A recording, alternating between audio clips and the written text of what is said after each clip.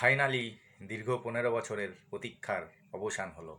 একজন মোদি ভক্ত হয়ে আমিও আনন্দ উপভোগ করছি। ৩৫ বছরের বামফ্রন্ট সরকারের পতন ঘটিয়ে ২০১১ সালে দিদি যেভাবে ক্ষমতায় এসেছিল, যেন মনে হয়েছিল এ রাজ্যে সমস্ত রকম করাপশান বন্ধ হয়ে যাবে।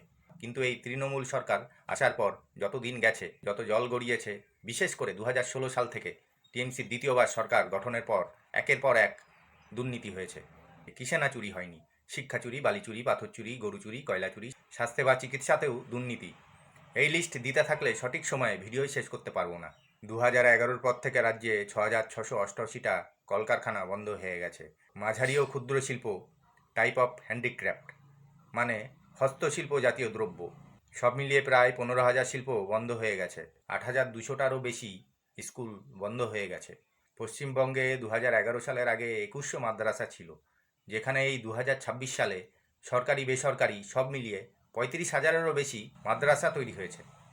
যেখানে দিনের পর দিন স্কুল বন্ধ হয়ে যাচ্ছে, অধিকাংশ স্কুলেই পর্যাপ্ত পরিমাণে শিক্ষক নেই, হাজার হাজার সরকারি বিদ্যালয় বন্ধ হয়ে গেছে, শিক্ষা ব্যবস্থা ধ্বংসের মুখে দাঁড়িয়ে, তখন মাদ্রাসার জন্য এই অর্থবর্ষে মাননীয়া বাজেট রেখেছেন ৫,৭১৩ কোটি টাকা।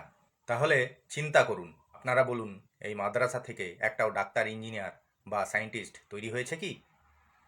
তাহলে মাদ্রাসা থেকে কি তৈরি হয়? আশা করি আপনারা বুঝতেই পারছেন। আমি বর্তমান যে কর্মের সাথে যুক্ত, সেখানেও ১/৩ মুসলিম ভাই বন্ধু আছে। তারাও বেশিরভাগই বলে যে শুধুমাত্র দিদি আমাদের ভোট পাওয়ার জন্যই এইগুলো করছে। আমার সেই সব মুসলমান ভাই বন্ধুও বুঝে গেছে যে মমতা ব্যানার্জি তাদেরকে ডাক্তার, ইঞ্জিনিয়ার বা সায়েন্টিস্ট করতে চায় না। ভোটের সময় শুধু তাদেরকে ভোট ব্যাংকে ব্যবহার করতে চায়।